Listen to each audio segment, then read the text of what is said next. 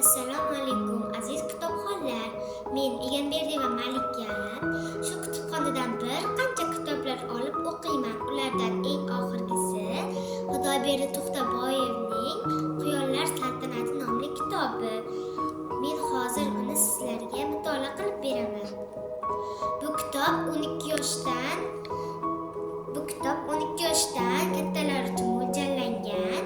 Men undan kichkina bo'lsam ham qiziquvchanligim sababli o'qib ko'rdim. Bunda bir Egamberdi va Karimberdi degan bolalar bo'lib, ular quyonga juda ham qiziqishadi va birinchi bo'lib ular qiziquvchanligini daftardan boshlashadi. Daftarga bir sinfdoshidan daftarga almashishadi 6 ta quyonni. So'ng ular uni boqmoqchi bo'lib maktabga olib kelishadi bilmasdan.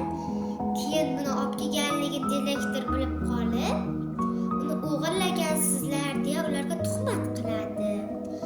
Va ular ota-onalari ularni urishib berib haydab yuboradi uydan.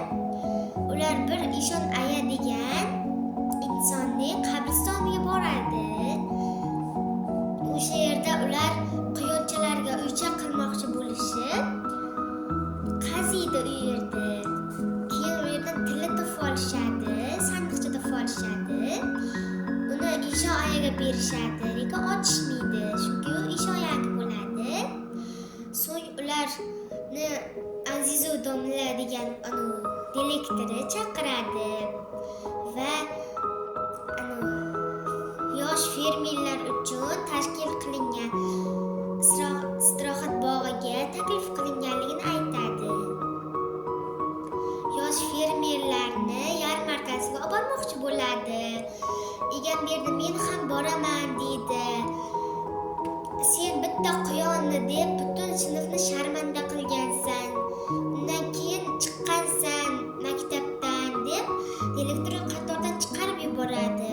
Chiqqan bo'lsam atiga bir qancha vaqtga chiqqanman-ku deb Egamberdi aytadi. Sen men hatto oynamni ham sindirgansan deydi. Shunda Karimberdi o'rtog'in tarafini olib, men Egamberdi himoya qilmoqchi bo'lib oynani yopayotganimda u sinib ketdi deydi. So'ng baribir direktorlarni chiqarib yuborib, avtobusda boshqa bolalarni jo'natib yuboradi.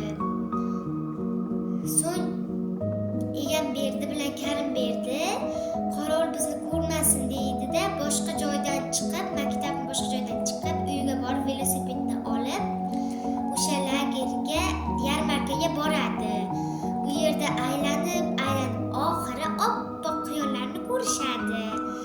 Ularni sotib olmoqchi bo'ladi-yu, lekin pullar bo'lmaydi va ularni velikiga garovga qo'yib, quyonlarni olib qaytishadi. So'ng o'sha Eshon ayaning oldiga kelishadi-da, sandiqni ochsa ichida tillalar va tilla chaqinchoqlar bo'ladi. U yerda bir Zabilloh degan inson tillafurush bo'ladi. Tillalarni o'shalarga pullab, yana o'sha yarmarkaga qaytib boradi-da, velliklarini olib, quyonlarni pulni beradi. Agar buni qolgan qismiga qiziqayotgan bo'lsangiz, kitobni olib mutolaa qilib ko'ring, juda ham qiziqarli.